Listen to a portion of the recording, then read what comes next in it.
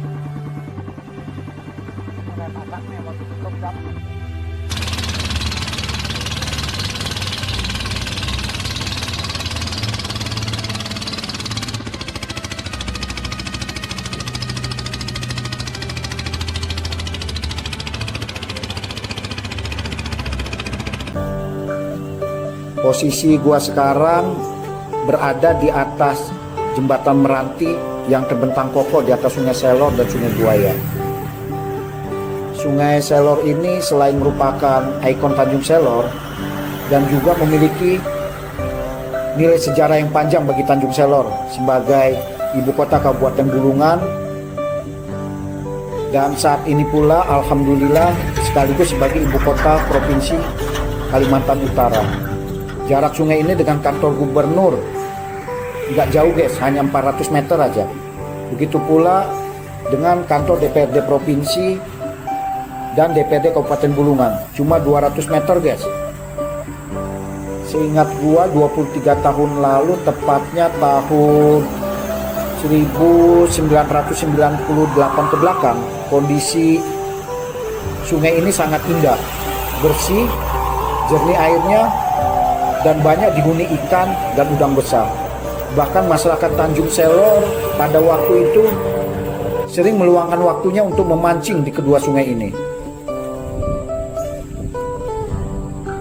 Sungai Selor ini hingga sekarang masih digunakan sebagai sumber baku air PDAM guna memenuhi kebutuhan ribuan pelanggan masyarakat ibu kota Provinsi Kaltara.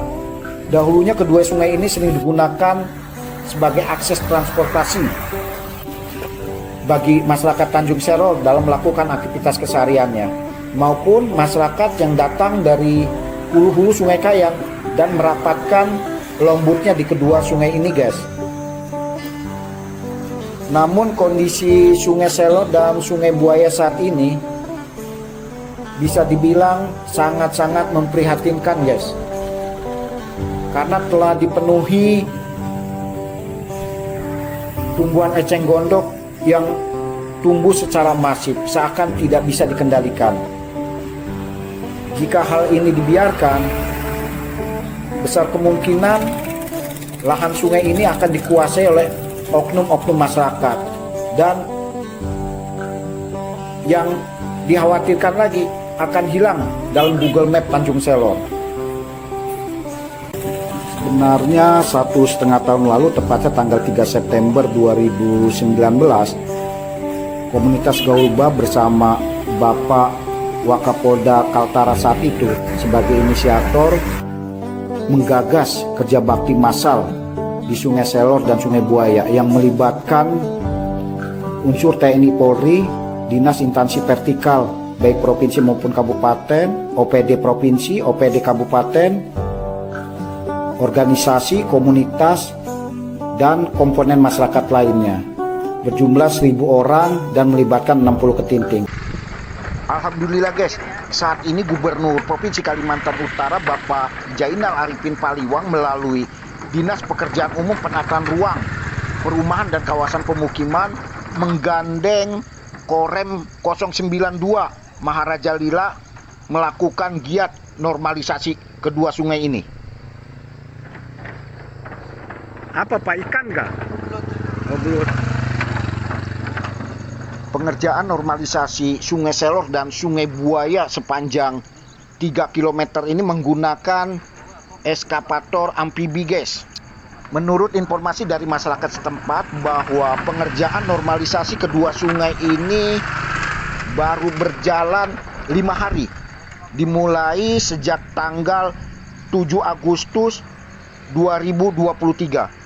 Adapun lama waktu pengerjaan normalisasi kedua sungai ini sepanjang 3 km berdasarkan informasi yang tersebar di WhatsApp grup selama 30 hari kerja, dengan asumsi target pengerjaan setiap harinya kurang lebih 100 meter.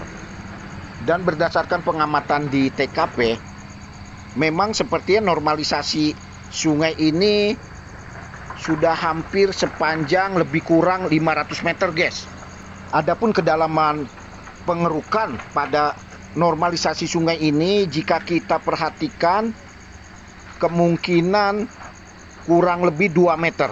Sedangkan lebar normalisasi sungai ini, menurut gua berdasarkan penglihatan, sepertinya kemungkinan kurang lebih 30 meter.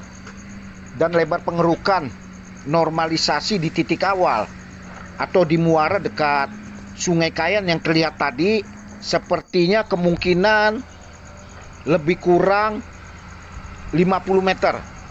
Kita sangat berharap, guys, pengerukan yang pelaksananya Korem 092 Maharaja Lila Kalimantan Utara ini dapat berjalan baik dan lancar tanpa menemui kendala yang berarti dan mencapai target sesuai yang direncanakan selama 30 hari kerja. Sebenarnya gua tadi ada rencana mau sedikit tanya-tanya dengan yang bekerja di sini. Namun terus terang aja gua belum berani. Karena apa? Karena belum ada izin dari pihak Korem. Oke, guys, untuk sementara mungkin informasi ini aja terkait normalisasi Sungai Selor dan Sungai Buaya yang dapat gua bagikan. Semoga informasi ini walaupun terbilang singkat bermanfaat bagi masyarakat. Jangan lupa untuk perkembangan channel gua lebih lanjut, mohon izin, mohon berkenan kesediaannya tolong bantu pencet tombol subscribe-nya, like-nya, komen pada kolom komentar, dan share-nya, guys. Dan tentunya juga agar supaya Anda tahu lebih dulu jika ada konten-konten terbaru dan menarik lainnya, sebaiknya pencet tombol loncengnya sebagai notifikasi. Oke guys, thank you. See you again. Bye.